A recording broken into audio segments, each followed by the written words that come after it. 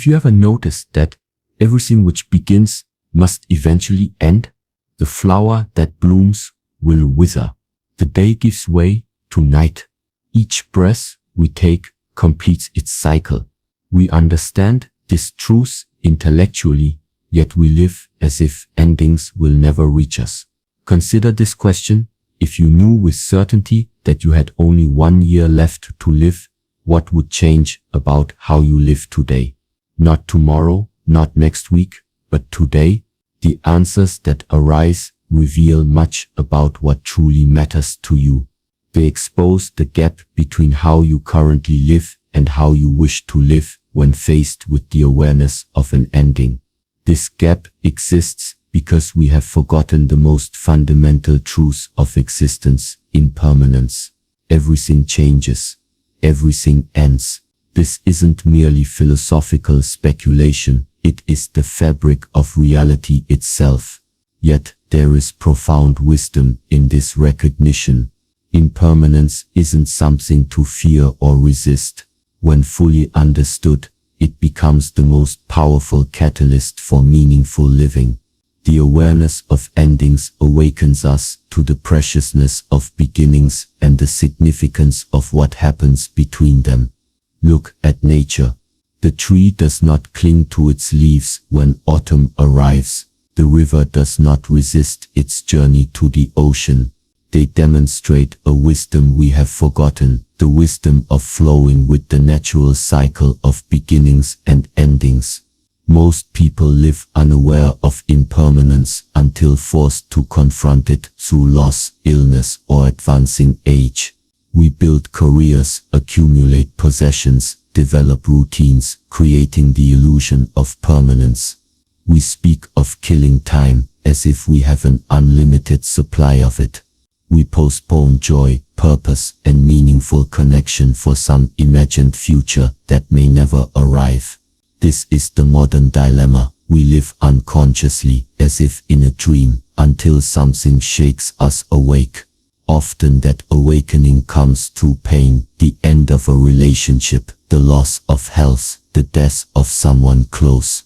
Only then do we realize we have been sleepwalking through our lives, mistaking the temporary for the permanent. What are the signs that you may be living unconsciously? First, you feel a persistent sense of postponement, always waiting for the right time to live fully. When I finish my education, when I get that promotion, when the children are grown, when I retire. Life becomes a series of waiting rooms rather than lived experience. Second, you feel disconnected from your body and its signals. You ignore fatigue, stress, and intuition. The body, which exists only in the present moment, becomes merely a vehicle to carry your mind into an imagined future.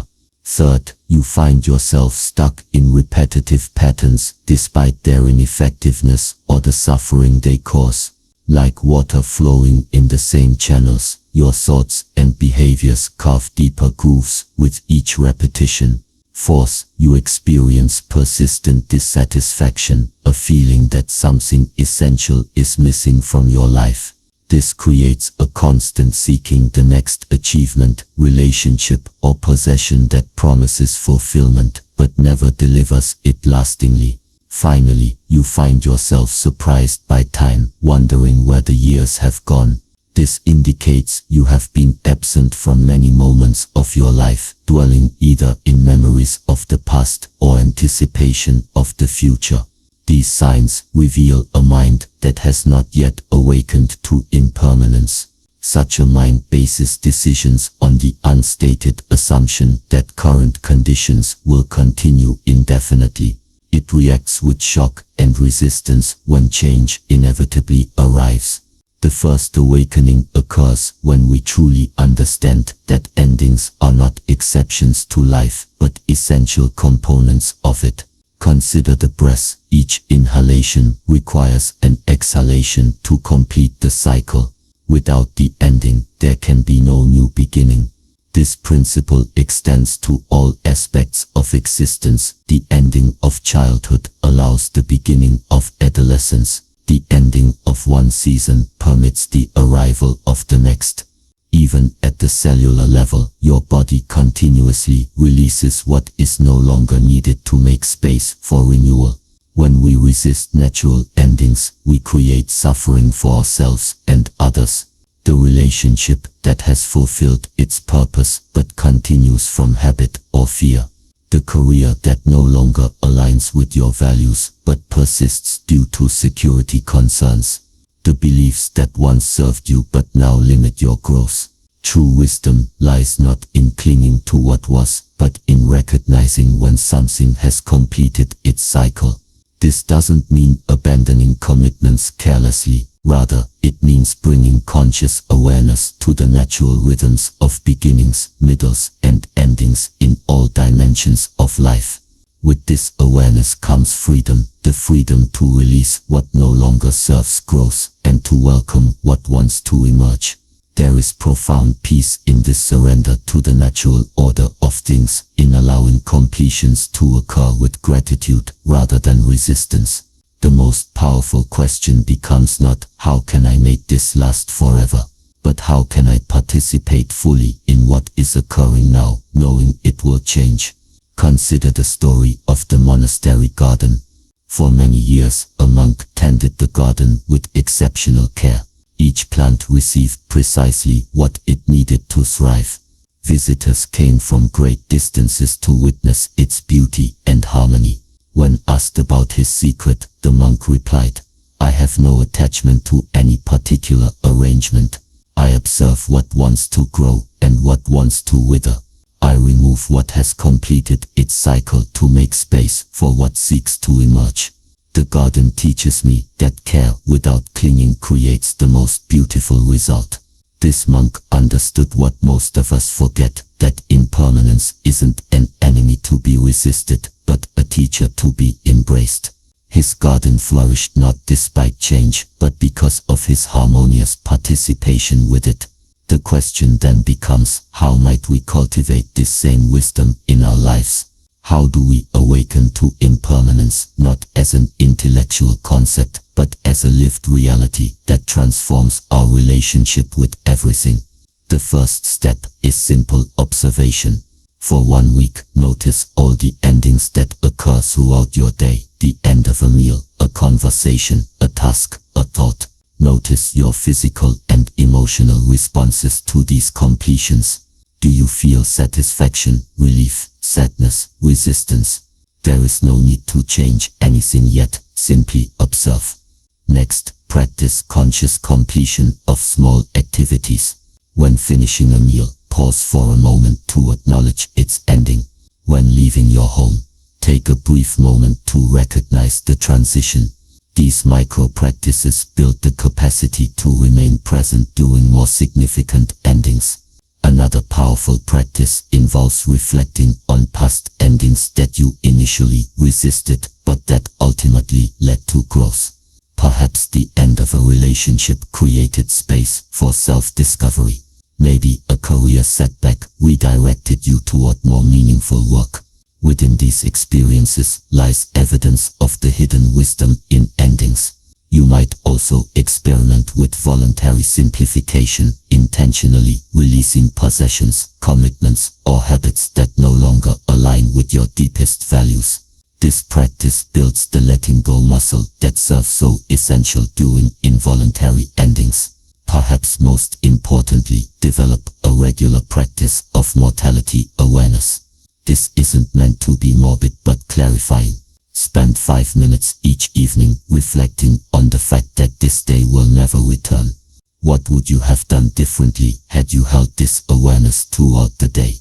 Consider also the practice of reviewing your life from its imagined end. From that vantage point, what appears most significant? What seems trivial despite the energy you currently invest in it? What would you wish you had given more attention to? These reflections can powerfully realign your priorities in the present. The temple bell practice offers another approach. In certain certain traditions, bells ring throughout the day as reminders of impermanence. You can create your own bells by linking awareness to common activities. Each time you walk through a doorway, each time you drink water, each time you check the time. Let these moments serve as invitations to return to the present. Finally, spend time in nature regularly, observing its continuous cycles of beginning, growth, decline, and renewal. Nature neither resists nor rushes these transitions. It demonstrates the possibility of change without drama, endings without despair. As you integrate these practices, you'll notice subtle shifts in your relationship with change and endings. What once triggered fear or resistance may now evoke curiosity. What once seemed like failure might reveal itself as necessary completion. The grip of anxiety about the future gradually loosens as you develop trust in your capacity to flow with life rather than against it. This awakening to impermanence doesn't diminish life's meaning, it enhances it immeasurably. When we recognize the temporary nature of everything, each moment, relationship, and experience becomes more precious, not less. We stop taking for granted what could be gone tomorrow. Consider how differently you treat a guest who visits for one day versus one who stays indefinitely. The limited time creates a natural attentiveness and appreciation.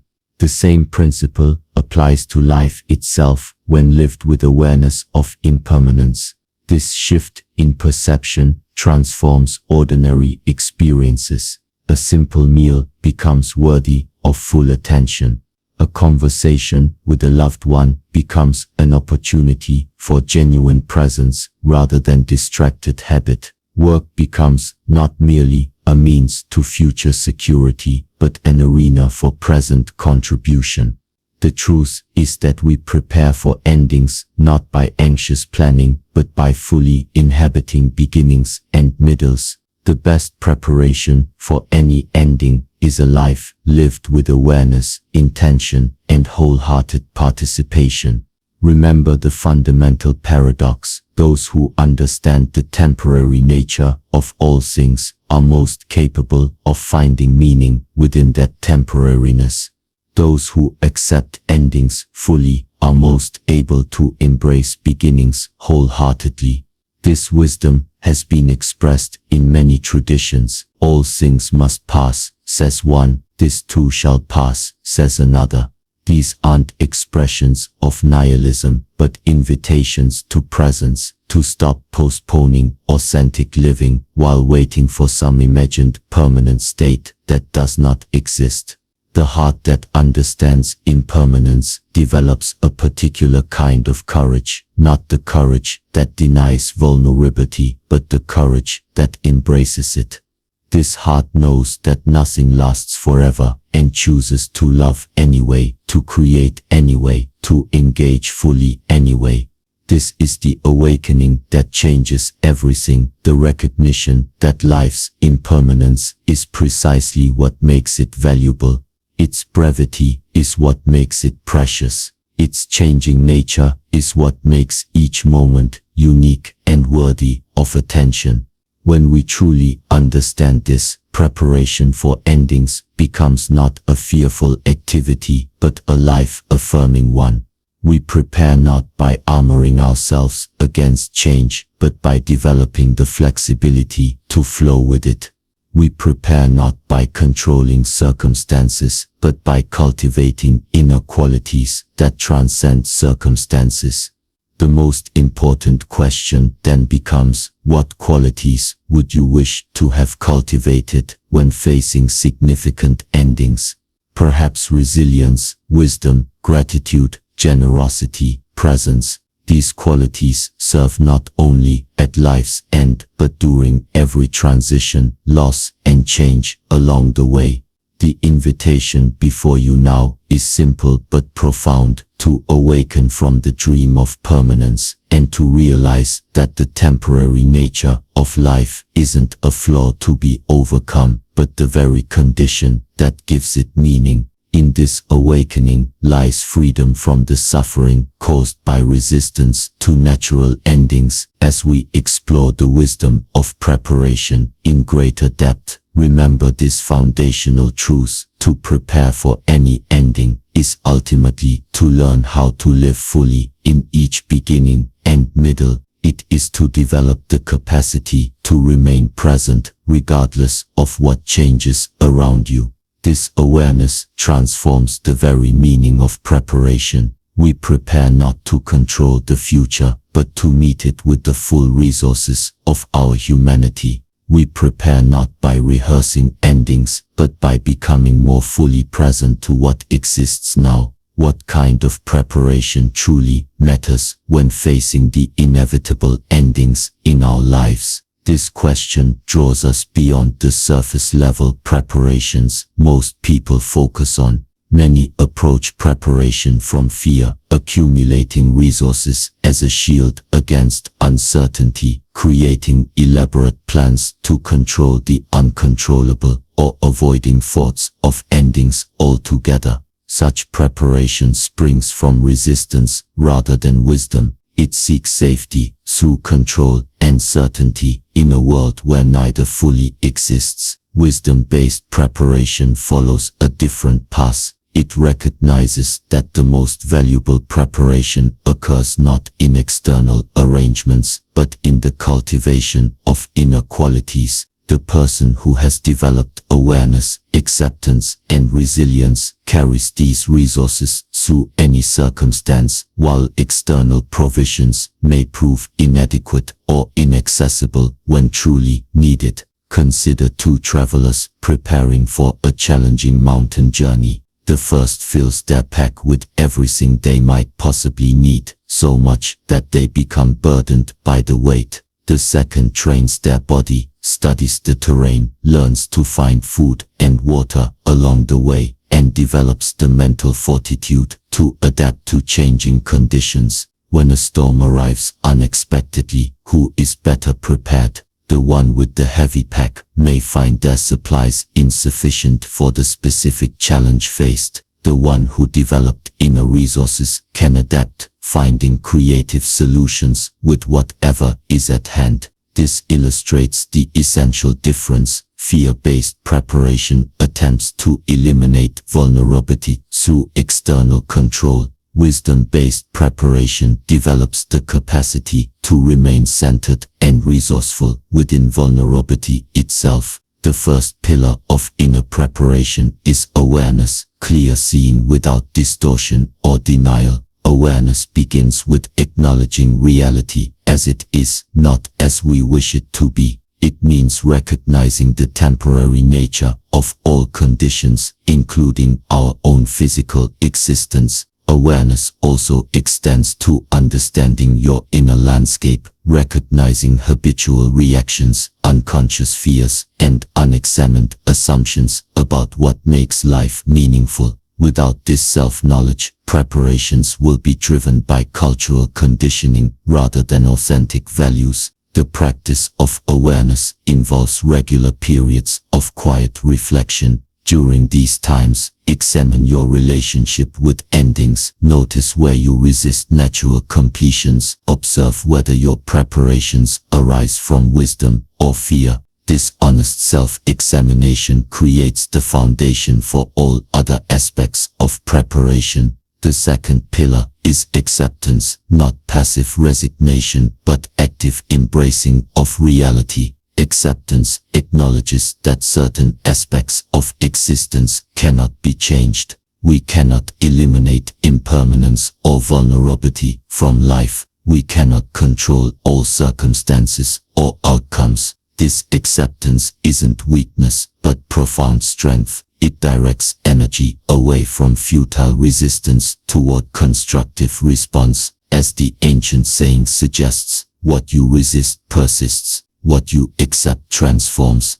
Acceptance doesn't mean approving of all that happens or abandoning efforts to create positive change. Rather, it means beginning from the ground of what is, rather than exhausting yourself fighting against reality itself. This conserves precious energy for effective action. The third pillar, alignment, involves bringing your choices into harmony with your deepest values. Many people reach the end of significant chapters in life only to realize they've been living according to external expectations rather than internal truths. Alignment requires asking fundamental questions. What matters most to me? What contribution do I wish to make? What qualities do I want to embody? What would constitute a life well lived by my own authentic standards? The answers to these questions won't match anyone else's precisely.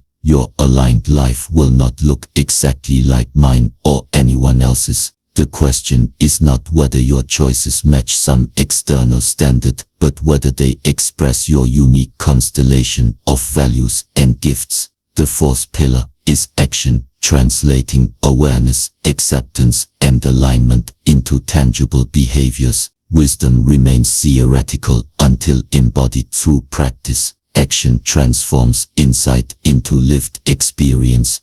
Effective action springs not from anxiety about the future, but from clear intention in the present. It asks, given what I know about reality and what matters most to me, what is the next appropriate step? This approach differs significantly from conventional planning, which often projects current conditions indefinitely into the future. Wisdom-based action recognizes that conditions will change in ways we cannot fully predict. It values adaptability over rigid adherence to predetermined paths. The fifth pillar is appreciation, cultivating genuine gratitude for what exists while it exists. Appreciation recognizes that what makes experiences valuable isn't their permanence but their quality. A moment of true connection, beauty, or meaning holds its value regardless of duration.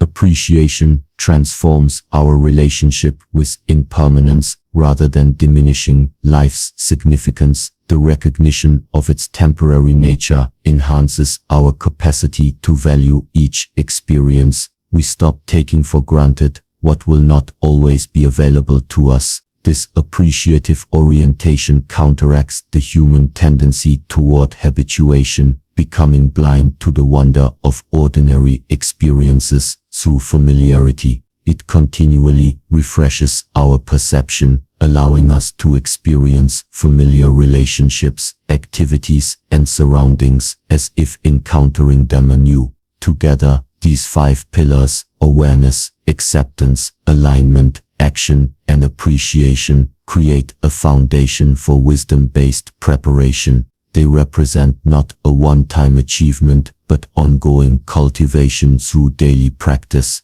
Before exploring specific practices, however, we must address the obstacles that prevent meaningful preparation. The first obstacle is denial, the tendency to avoid considering endings until they arrive. This denial springs from the misunderstanding that awareness of endings diminishes life rather than enhances it. The second obstacle is the urgency of immediate concerns. Daily demands easily consume attention, leaving little space for reflection on larger questions. This creates a life driven by urgency rather than importance, addressing what feels pressing rather than what truly matters. The third obstacle is cultural messaging that equates preparation with fear or pessimism. Many societies label those who contemplate endings as morbid or negative, failing to distinguish between fearful preoccupation and wise consideration. Fourth is perfectionism, the belief that preparation must be complete and flawless to be worthwhile.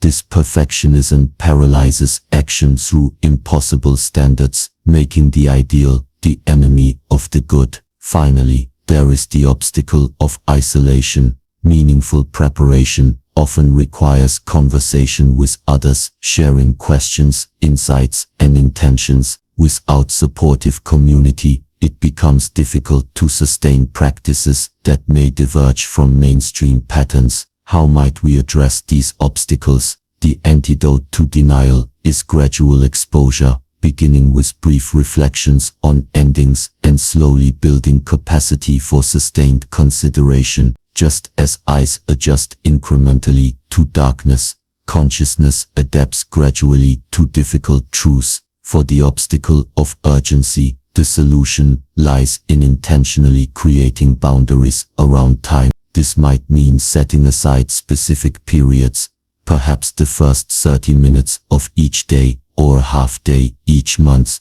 protected for deeper reflection away from immediate demands. To counter negative cultural messaging, seek wisdom traditions and communities that normalize preparation as life-affirming rather than death-focused. Throughout history, philosophers and spiritual teachers have recognized that contemplation of endings enhances life rather than diminishes it. For perfectionism, adopt an experimental mindset. Approach preparation as exploration rather than achievement. Each small step builds capacity for the next. Progress comes not from flawless execution, but from consistent engagement with the process itself. To address isolation, seek or create conversations with others exploring similar questions. These need not be formal groups. Even regular discussions with one trusted friend can provide the support needed to sustain practices that may differ from mainstream patterns.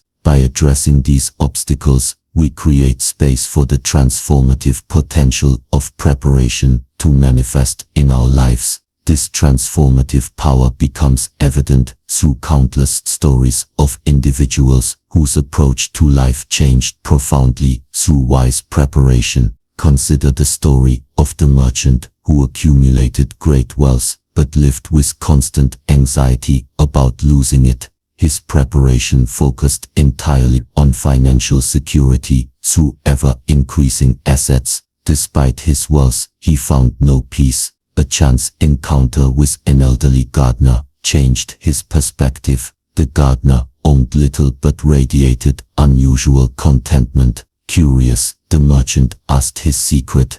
I realized long ago that I cannot control most circumstances, the gardener replied. So I focused instead on cultivating inner qualities that serve regardless of external conditions. I practice contentment with what is sufficient rather than craving excess. I develop friendships based on genuine connection rather than utility. I cultivate skills that bring joy in the practice itself rather than only in outcomes. The merchant recognized the wisdom in this approach. He began shifting his preparation from accumulating more possessions to developing qualities of mind and heart that would serve in any circumstance. His anxiety gradually diminished as he discovered security arising from inner resources rather than external conditions. Another story tells of two sisters facing the end of their parents' lives. The first sister avoided visiting, making excuses about being too busy. She couldn't bear witnessing decline, so she postponed connection until it was too late for meaningful exchange. The second sister acknowledged her discomfort, but chose presence despite it. Through regular visits, difficult conversations, and practical assistance, she created opportunities for completion and meaning. When the end came, she experienced grief, but not regret. The difference wasn't that one sister loved her parents more than the other. Both cared deeply. The difference lay in their capacity to face difficult realities directly rather than through avoidance. The second sister's preparation, developing the ability to remain present amid discomfort, served her and her parents during a challenging passage. A third story involves a teacher diagnosed with a progressive illness. Rather than focusing solely on medical interventions, she began considering what wisdom she most wanted to transmit. She started recording stories and insights from her life experience. What began as preparation for an ending became a profound beginning, the creation of an educational foundation that would outlive her. Her preparation transformed not only her relationship with her condition, but also her understanding of her life's purpose.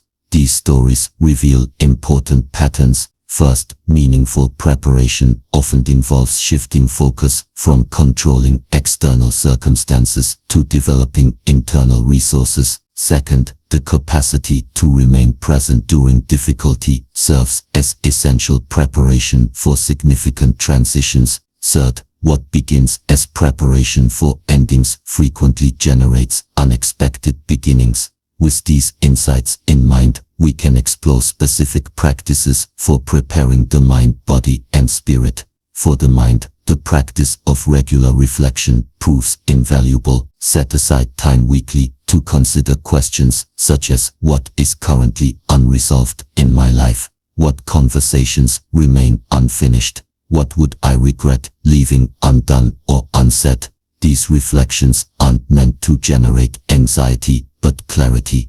They reveal priorities that might otherwise remain obscured by daily demands. They highlight what truly matters when the non-essential falls away. Another mental practice involves examining your beliefs about what constitutes enough. Many people postpone meaningful living while pursuing an ever-receding horizon of accumulation. The practice of defining enough creates freedom from this endless pursuit. Ask yourself, what level of material provision is genuinely sufficient for a meaningful life? Beyond that threshold, what am I sacrificing in the pursuit of more? These questions aren't about imposing artificial limitations, but recognizing when additional resources no longer contribute significantly to well-being. Also beneficial is the practice of mental rehearsal, so thoughtfully considering how you would respond to significant changes or losses. This differs from worry, which repetitively circulates fearful thoughts without resolution. Mental rehearsal acknowledges difficulty while building confidence in your capacity to respond skillfully to whatever arises. For bodily preparation, begin with the fundamentals of health: sufficient rest, nourishing food, regular movement, and avoidance of harmful substances. These basics create a foundation of resilience for navigating all life transitions. Beyond these fundamentals, develop practices that strengthen the mind-body connection. Activities such as conscious breathing, Tai Chi, yoga, or mindful walking cultivate presence in physical sensation. This presence serves as an anchor during times of uncertainty or stress.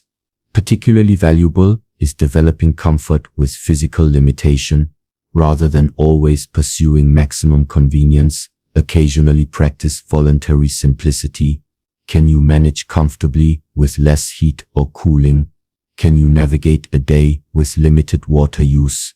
Such experiments build confidence in your adaptability. For spiritual preparation, regardless of your religious or philosophical orientation, develop practices that connect you with what transcends immediate circumstances. This might involve time in nature, artistic expression, contemplative practice, or service to others. The common element in spiritual preparation is cultivating relationship with what remains constant amid change. For some, this means connection with natural cycles that continue regardless of individual circumstance. For others, it involves recognition of awareness itself as the unchanging witness to all changing conditions. Regular engagement with art, beauty, and meaning also constitutes spiritual preparation. These experiences remind us that life's value isn't measured solely by duration or material acquisition, but by depth of experience and significance. Perhaps most important is the practice of release, intentionally letting go of what has completed its cycle in your life. This might involve physical possessions, outdated self-concepts, completed relationships, or beliefs that no longer serve growth. Release creates space for what wants to emerge next. It prevents stagnation through attachment to past conditions. It builds the capacity to move with life's flow rather than against it, a capacity essential for navigating significant transitions with grace. This practice can begin simply. Each season, review your possessions and release what no longer serves. Each year, reflect on beliefs or self-definitions you've outgrown. This regular pruning prevents the accumulation of physical or psychological clutter that complicates transitions. As daily practices in these domains become established, the cumulative effect transforms your relationship with impermanence and endings. What once triggered fear now evokes curiosity. What once appeared as threat now reveals itself as opportunity for growth. The ultimate wisdom of preparation lies in recognizing that we prepare not to eliminate vulnerability, but to develop the capacity to remain present and resourceful within it. We prepare not by attempting to control all circumstances, but by cultivating qualities that transcend circumstance.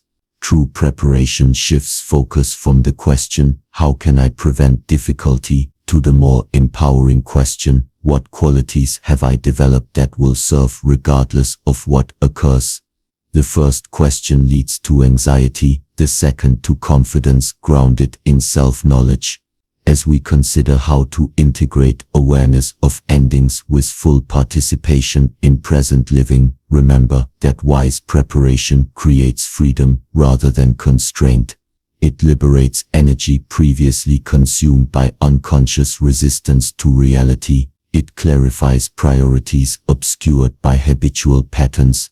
The prepared heart carries a particular kind of strength, not the brittle strength that depends on specific conditions, but the flexible strength that remains responsive to changing circumstances. This strength becomes the foundation for living fully, even while acknowledging the reality of endings. The greatest challenge in human life may be this: how do we remain fully engaged in present experience while maintaining awareness of its temporary nature? This question points to what appears as a contradiction, but actually reveals the path to the richest possible living. Many believe these orientations conflict with each other, that awareness of endings diminishes engagement with the present, or that full presence requires forgetting about endings. This perceived contradiction leads some to avoid thinking about impermanence altogether, while others become so preoccupied with preparation that they forget to live. Neither approach serves us well. The person who ignores endings faces them unprepared when they inevitably arrive. The person fixated on endings misses the very life they're attempting to prepare for. True wisdom lies in the integration of these seemingly opposing orientations. Consider the tea master who creates each cup with complete attention, despite knowing it will soon be consumed. Or the musician who plays each note with full expression, although the sound immediately disappears. These arts demonstrate that awareness of impermanence need not diminish engagement, it can actually enhance it. This enhancement occurs through several mechanisms. First, awareness of limited duration naturally intensifies attention. Notice how differently you observe a landscape you'll see only once versus one you pass daily. The knowledge that you won't have unlimited opportunities to experience something awakens a natural attentiveness. Second, awareness of endings strips away triviality. When faced with limited time, we naturally prioritize what matters most. Petty concerns and superficial pursuits fall away, not through force of will, but through recognition of their relative insignificance. Third, the recognition of impermanence evokes appreciation that might otherwise be dulled by familiarity. The parent who remembers their child's growth is temporary brings fresh attention to ordinary moments that could easily be taken for granted. The partner who acknowledges the preciousness of shared time approaches regular interactions with renewed gratitude. This represents the central paradox of endings. Their anticipation, rather than diminishing the present, actually enhances it. This enhancement doesn't come through anxious fixation on the future, but through allowing the fact of impermanence to gently inform present awareness. The key lies in holding both time frames in a particular relationship. The present moment remains primary, the arena of direct experience and action. Awareness of future endings serves not to pull attention away from this present, but to enrich it with perspective and appreciation. This balance can be cultivated through specific practices. First, develop the habit of full attention to ordinary activities. When eating, truly taste your food. When listening, offer complete attention to the speaker. When walking, feel each step contacting the earth. These simple practices build the capacity for presence that serves during significant transitions. Next, practice perspective shifts by occasionally viewing present circumstances through the lens of their anticipated completion. How might you see your current home differently if you knew you would move next year? How might you approach a relationship differently if mindful of its inevitably changing nature? Not to create anxiety, but to infuse ordinary interactions with appropriate significance. Third, regularly reflect on what you would miss most if your current circumstances changed suddenly. This practice counteracts habituation, the tendency to become blind to what remains consistent in our lives, like health, secure shelter, or the presence of loved ones. A powerful question that integrates present living with wise preparation is this: what am I practicing now? Every activity, relationship, and mental habit constitutes practice for something. The question is whether we're practicing intentionally or unconsciously. The person who regularly reacts with anger to minor frustrations is practicing anger, developing neural pathways that make this response increasingly automatic. The person who responds to the same triggers with patience is practicing patience, strengthening an entirely different capacity. Similarly, one who approaches daily activities hurriedly, always focused on completion rather than process, practices hurry.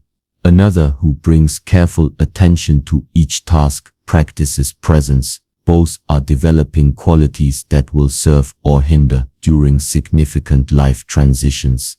This perspective transforms ordinary time into preparation without removing us from present experience. We prepare not by fixating on future scenarios, but by developing qualities through how we engage with what's before us now. The person who approaches current work with integrity is practicing the integrity that will serve during career transitions. The one who listens deeply to family members is developing the listening capacity essential during family crises. The individual who manages resources wisely now is building the wisdom required for navigating financial changes. This approach resolves the apparent conflict between present living and future preparation. We prepare most effectively not by leaving the present but by engaging with it more fully and skillfully. Consider the archer who spends years practicing proper form, breath control, and mental focus. When the critical moment of competition arrives, they rely not on last-minute preparation but on qualities developed through consistent practice. Similarly, we face life transitions not with sudden scrambling but with capacities cultivated through ongoing engagement. This integration of present living with future preparation creates the foundation for a life without significant regrets. Regret arises not primarily from what happens to us but from how we respond to what happens.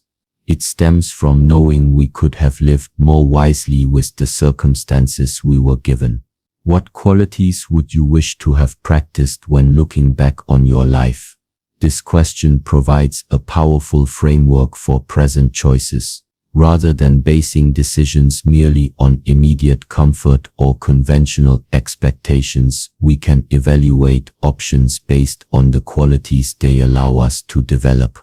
Several reflective questions can guide this evaluation process. First, ask, if I continue in my current direction, what will I wish I had done differently 10 years from now? This creates distance from immediate pressures and reveals longer-term priorities. Next, consider what remains incomplete or unexpressed in my life. This might involve unresolved relationships, unexplored talents, or contributions left unmade. Identifying these incompletions creates opportunity for completion before it becomes impossible. Another powerful question: what would I do differently if I knew I had only 1 year to live? While this might initially suggest dramatic changes like quitting jobs or traveling extensively, deeper reflection often reveals subtler adjustments: being more present with loved ones, expressing appreciation more freely, or letting go of petty resentments. Also valuable is the question, what am I tolerating that diminishes the quality of my life?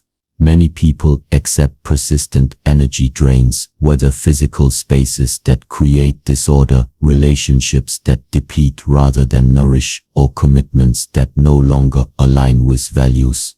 Identifying and addressing these drains liberates energy for what truly matters. Finally, ask yourself, what consistently brings me alive? This question directs attention toward activities, relationships, and environments that evoke your fullest engagement and expression. Unlike pursuing what should make you happy based on external standards, this question reveals what actually creates vitality according to your unique constitution. Regular reflection on these questions creates clarity about priorities that might otherwise remain obscured by habitual patterns or external pressures. This clarity becomes invaluable during significant transitions when the non-essential naturally falls away. While the principles we've explored apply to all endings, specific types of endings benefit from particular wisdom. Professional transitions, for instance, often trigger identity crises, especially when work has served as the primary source of meaning and self-definition. Preparing wisely for such transitions involves developing identity resources beyond professional roles. What aspects of yourself remain constant regardless of job title? What values and capabilities transcend specific work environments? These questions create resilience when professional circumstances inevitably change. Similarly, preparing for relationship transitions requires particular awareness. Many people invest so completely in primary relationships that their social networks collapse during relationship endings. Maintaining diverse connections creates support systems that remain stable during relational changes. Financial transitions benefit from both practical and psychological preparation. Beyond creating appropriate reserves, wise preparation involves examining your relationship with money itself. What beliefs about financial security drive your decisions? How much is actually enough? What non-financial resources have you developed that serve regardless of economic circumstances? Health transitions demand their own wisdom. Beyond physical self-care, prepare by developing a relationship with your body based on partnership rather than control or neglect. Learn to interpret its signals accurately. Cultivate appreciation for what functions well rather than focusing exclusively on limitations or concerns. For all significant transitions, perhaps the most important preparation involves developing comfort with uncertainty itself. The person who requires absolute certainty suffers unnecessarily during inevitable periods of not knowing. The one who has cultivated ease with uncertainty navigates transitions with greater flexibility and peace. Discomfort with uncertainty doesn't mean abandoning appropriate planning. Rather, it means planning without attachment to particular outcomes. It means recognizing the inherent limitations of prediction in a complex and dynamic world.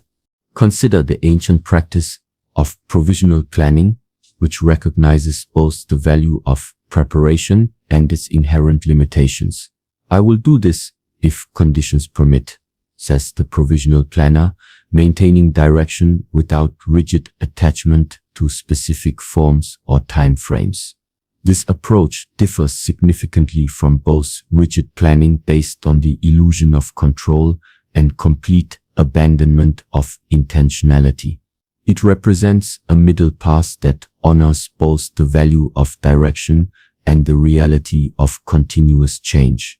Finding peace amid transition involves several key principles. First, distinguish between what has ended and what continues. During any significant change, certain elements remain stable, whether internal qualities, supportive relationships, or meaningful activities. Identifying these continuities creates islands of familiarity within seas of change. Second, recognize the universal pattern of endings as precursors to beginnings. Throughout nature, space created by completion becomes the birthplace of emergence.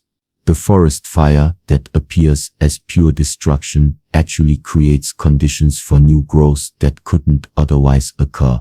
Personal transitions follow similar patterns when we remain attentive to emergent possibilities. Third, maintain regular practices that ground you regardless of external circumstances. These might include meditation, time in nature, artistic expression, physical exercise, or service to others. Such practices create stability amid change, not by preventing transition, but by developing constant reference points within it. Fourth, find others who have navigated similar transitions successfully. Their experience provides not only practical guidance, but also living evidence that difficulty can be integrated and transcended. Their presence demonstrates the possibility of wholeness beyond brokenness. Fifth, recognize that peace amid transition doesn't require constant positive emotion. Authentic peace includes capacity for the full range of human feeling, sadness at what has ended, anxiety about what remains unknown, excitement about new possibilities. Integration rather than elimination of difficult emotions creates sustainable equilibrium. Perhaps most importantly, remember that transitions reveal what was always true but easily forgotten during periods of apparent stability, that life itself is continuous transition. Even seemingly stable conditions contain constant microscopic change. Our sense of security through permanence was always partly illusion. This recognition doesn't diminish the real challenges of significant transitions. It does, however, place them within a larger context that makes them more comprehensible and less overwhelming. We're not experiencing an aberration from life's natural state, but an intensification of its fundamental nature. When viewed from this perspective, transitions become not merely periods to endure, but opportunities to participate more consciously with life's essential movement. Rather than victims of change, we become its students and collaborators. This collaboration requires particular qualities: flexibility rather than rigidity, curiosity rather than certainty, willingness to release rather than compulsive accumulation. These qualities serve not only during dramatic transitions but in ordinary times as well, enhancing our participation with life's continuous unfolding. The ultimate preparation then lies not in specific external arrangements, but in how we live each day. It lies in developing awareness that penetrates illusion, acceptance that embraces reality, alignment that expresses authenticity, actions that embody wisdom, and appreciation that recognizes value in what exists while it exists. This integrated approach transforms the very meaning of preparation. We prepare not from fear, but from love for life itself in all its transient beauty. We prepare not by attempting to eliminate vulnerability, but by developing the capacity to remain present and responsive within it. The well-prepared heart carries a particular kind of strength, not the brittle strength of defenses against reality, but the flexible strength that flows with reality while maintaining integrity. This strength reveals itself not in the absence of difficulty, but in skillful response to whatever arises.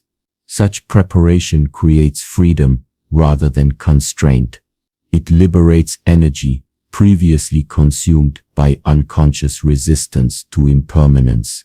It clarifies priorities obscured by habitual patterns. It infuses ordinary moments with appropriate significance. Most importantly, this approach resolves the apparent contradiction between preparing for endings and living fully in the present. We discover that the most effective preparation involves not fixation on the future, but full, skillful engagement with present circumstances. This integration generates a life characterized not by anxious planning or heedless immediacy, but by wise participation with reality as it actually exists, constantly changing yet always available for conscious engagement in this moment. The tea master mentioned earlier demonstrates this integration. Through decades of practice, they develop technical skill, aesthetic sensitivity, and presence of mind. When preparing tea for guests who will soon depart, they bring complete attention to each element of the process, the quality of water, the measure of leaves, the temperature and timing. This attention transforms an ordinary activity into an expression of mastery. Yet this mastery doesn't arise from ignoring impermanence, but from embracing it. The tea master knows each cup exists only briefly. This knowledge doesn't diminish their care, but enhances it, infusing a simple act with significance precisely because it cannot be preserved or repeated exactly. What would change if you approached your activities with this same quality of attention? If you engaged with loved ones with full presence, knowing each interaction is unique and unrepeatable. If you approached work as an arena for expressing the best of your capabilities rather than merely securing future outcomes. The answers to these questions reveal the possibility of a life engaged simultaneously with present experience and awareness of impermanence. Such a life requires neither denial of endings nor obsession with them. It finds the balance point where awareness of life's temporary nature enhances rather than diminishes our participation in it. This balance creates a particular quality of aliveness, neither the frantic aliveness of someone desperately trying to cram experience into limited time, nor the dulled aliveness of one who has forgotten life's brevity. It manifests as engaged appreciation, full presence, and appropriate care. The person living from this balance approaches endings not with shock or resistance, but with the same qualities brought to beginnings and middles. They recognize each phase as part of a complete cycle deserving of conscious participation. This perspective transforms our relationship with time itself. Rather than an enemy depleting our allotted span, time becomes the medium through which experience unfolds. Rather than something to spend, save, or waste, it becomes something to inhabit fully. From this understanding, the question shifts from how much time do I have left to how am I participating in the time that's available. The first question creates anxiety. The second creates engaged presence. This shift resolves many apparent contradictions. We need not choose between planning and spontaneity, for each serves the other when held in proper relationship. We need not choose between accepting impermanence and creating lasting impact, for our most significant contributions often flow from full acceptance of life's temporary nature. Consider the musician who practices for years to develop technical mastery, yet in performance releases all concern with technique to express something that transcends technique. Or the parent who provides structure and guidance for a child's development while simultaneously releasing attachment to specific outcomes for that child. These examples demonstrate the integration of apparent opposites: discipline with spontaneity, care with non-attachment, full engagement with recognition of impermanence. This integration doesn't occur through intellectual resolution, but through lived practice, through bringing awareness to ordinary activities until they reveal their extraordinary significance. The invitation before you is both simple and profound: to live as if each day matters tremendously, yet without the burden of making anything permanent. To care deeply about the quality of your actions while releasing attachment to specific outcomes of those actions. This orientation creates a life of unusual richness, one that extracts the full value from ordinary experiences that might otherwise pass unnoticed. It finds meaning not despite life's impermanence, but through conscious participation with it.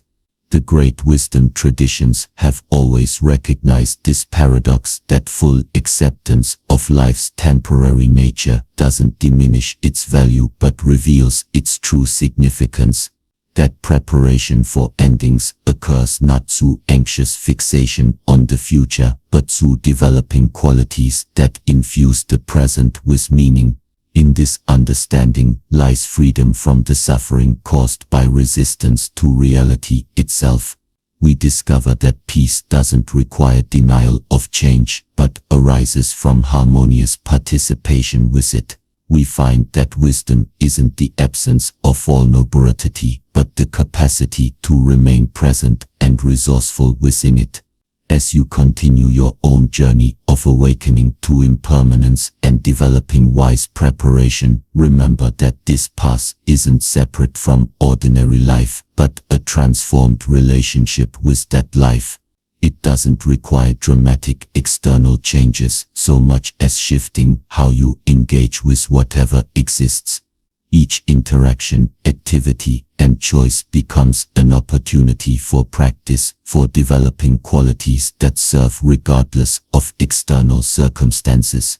Each moment offers the chance to participate more consciously with life's continuous unfolding. The question becomes not, have I done enough to prepare, but am I bringing awareness, acceptance, alignment, appropriate action, and appreciation to what's before me now? Not, how can I control what happens next? But how can I develop the inner resources to respond skillfully to whatever arises? In the end, preparing for the end is about discovering how to live most fully before it arrives. It's about recognizing that our most significant preparation involves not accumulating or achieving, but becoming, developing qualities of mind and heart that transform our relationship with all experience. This becoming isn't separate from daily living, but emerges through it when engaged with awareness. The person washing dishes with full attention is preparing as surely as one writing a will. The one listening deeply to a friend is preparing as significantly as one arranging financial affairs. Through this integrated approach, preparation shifts from a future-oriented activity driven by anxiety to a present-oriented engagement infused with meaning. We discover that the most effective preparation for any ending is a life lived with awareness, intention, and wholehearted participation in each beginning and middle along the way. Remember the fundamental truth we began with: everything that begins must eventually end. Rather than a cause for despair, This recognition becomes an invitation to presence, to stop postponing authentic living while waiting for some imagined permanent state that does not exist. The heart that understands impermanence develops a particular kind of courage, not the courage that denies vulnerability, but the courage that embraces it. This heart knows that nothing lasts forever and chooses to love anyway, to create anyway, to engage fully anyway. In this choice lies the possibility of a life without significant regrets, not because everything goes as planned, but because we bring our full humanity to whatever actually occurs.